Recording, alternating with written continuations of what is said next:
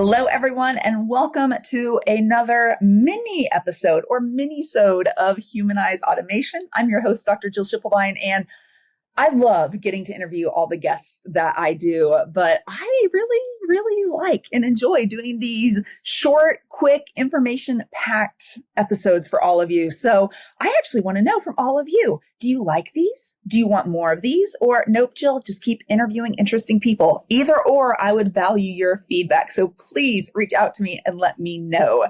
But today's minisode, I want to talk about a thing that I did with ChatGPT the other day that made me happy.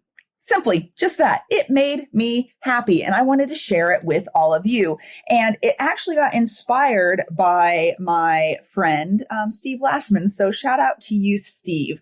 So Steve works for a luxury travel company called Villas of Distinction, where they have gorgeous properties all over the world. And he is pretty much the grand poobah of sales. And he will travel to lots of different events in the luxury travel space and will meet with hundreds and hundreds of advisors. And in doing so and educating them about what Villas of Distinction can offer, he gets contact information. He gets, these things. Business cards. And also typically at events, that happens with many sponsorships, you get a list of the attendees so you know who was there.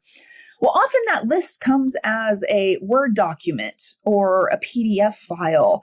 And in chatting with him over a glass of bourbon, both of our favorites, he was telling me that, he's not really finding immediate use for ChatGPT in his business since he's ending, on the way out of his career, not retired just yet. But, the last few years, he's like, old dog, new tricks. I'm just going to roll with it. But man, if someone could find me a way to do X, I would be happy. Well, the X for him was no matter what form these lists of attendees came in, whether it was Excel, whether it was a Word document, whether it was a PDF, to not have to take any time to merge and manage all of those things, but to get them all in the exact format that he needs to get uploaded into his customer relationship management database. A pretty arduous task, mind you, before a lot of technology was invented. But I took a sip and I looked at him and I said, Steve, you do realize that ChatGPT can do that in seconds, right? He's like, no, show me. So of course we did. And sure enough, man, that database became much easier to manage. But that's not the use case I want to talk to you today. But that conversation got me inspired to think of what are some things that aren't like super important necessarily in my business, but could maybe end up in something. And when I needed a down moment that I might make some progress on. And so this week I was actually cleaning out every single drawer and little bin in my office space and found these. For those of you listening only, I am holding up two tiny boxes of approximately, they probably have close to 150, 200 business cards in each of them. Now, these cards are from like a decade plus ago, but you get these business cards and you just stack them in piles and you're like, I don't know, maybe I'll need them someday. And maybe you're better than I am. Maybe you have recycled all of them by now, but I hadn't. And so I said, you know what? There may be some low-hanging fruit in here for my business. There may be a way for me to reach out to these people I connected with at some point in time or another and just let them know about, hey, this is a podcast I'm doing. This is a keynote I'm doing now. Here's the consulting I'm doing. If it's not of interest, no worries. Good to hear from you. If so, great. Let's have a conversation, right? So what can it hurt? So again, not a high priority task, but hey, let me see what I can do. So then I'm thinking there has to be a much more efficient way to do this. So of course, there's a million different business card scanners and everything. And those are really effective when you put them in right when you get them, but not when you have hundreds of them stockpiled like I do here. So I thought, you know what? I bet ChatGPT can do this. So let's experiment and play. And I'm going to share my screen with you and I'll annotate for those of you listening in only, and I'll show you exactly what I did. Here is what I did initially, because just like an entry-level employee with its first day on the job, you want to treat ChatGPT, if you haven't already trained it, very acutely for you like this. So I said, and there's an attached picture, this attached picture contains 17 business cards. For each card, extract the first name and the last name. Also extract the business name and extract the email address, and then create a spreadsheet with that information listed in columns. Bam, you scroll down within seconds, all of it was there. Done just by reading those images. And so I did a spot check to make sure that, hey, is this accurate? Was it getting it right? And yeah, every spot check on that 17, I spot checked 5, worked out great. For me, again, since this isn't has to be completely accurate because it's crucial for my business task, great. I told it, this is a great analysis. I'm going to have you do more, and you can add to the data above. I love how conversational ChatGPT is getting. It's like, perfect. I'm ready when you are. Go ahead and upload the next image or share the next set of business cards, and I'll extract the info and add it to the spreadsheet we've started. Such a good collaborative partner, ChatGPT. So if you're looking on the screen now on the video, you'll see that I did this about 8 more times. And so for those of you who haven't, you'll see multiple pictures of business cards if you're listening audio only, and it keeps adding them to the database. I kept spot checking. I did 5 on the first batch, 4, 3, 2, 1. And after that last one, I think I uploaded about 10 different images. I wasn't checking it anymore. Again, it wasn't a high target task. So in total, I spent maybe 5 minutes categorizing and getting a data sheet for 176 different business cards. That's a pretty effective use of time. And for me, if I had anyone else around here right now, if I had a kid or something, I'd be like, hey guys, we're going to have a task. Who can set these business cards out in a nice organized grid the fastest?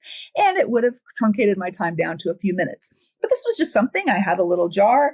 I sat there. I laid them out. Like every time I would get up to get a glass of water or coffee, lay it out, take a picture, boom, let it process. It was really, really simple. Now, of course, knowing that these business cards, I pulled out a random one. This one is from 2013 when I met this person. Yeah, some people may have moved on and not be there. So then there was a second step to this data validation, and I'm just going to share that with all of you as well. And I'm not getting any compensation from them. It was a great service, so I like to share it. It is this thing called Never Bounce. And you can go there. It's powered by Zoom Info, which is a service a lot of companies use. But basically for 176 emails, to verify them, to check them to see if they'll bounce or if they're valid or if it's unknown, it cost me $1.33, friends. $1.33. And that site is now up on the screen right now. Again, the company is called Never Bounce.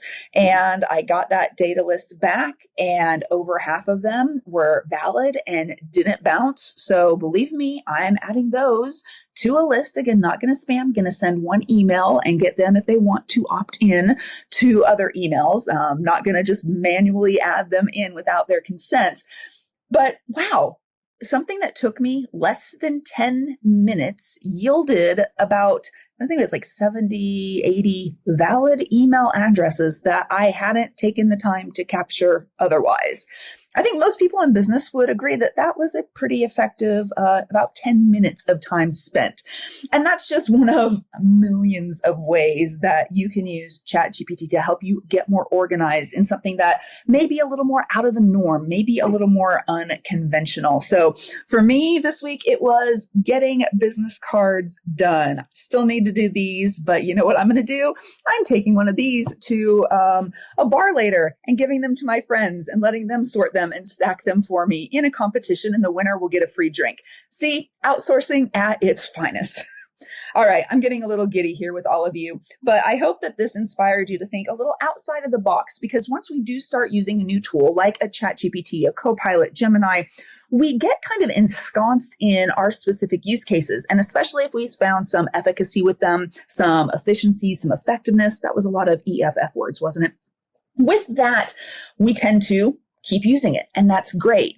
But sometimes we need to think outside of the box, box of business cards, no pun intended here, so we can actually expand the ways that we use this. And this now got me thinking about how I can more easily extract information from websites to create profiles in the future, or from past transcripts of webinars that I've run over the past decade plus to get more customized summaries of people to be able to reach out to them better.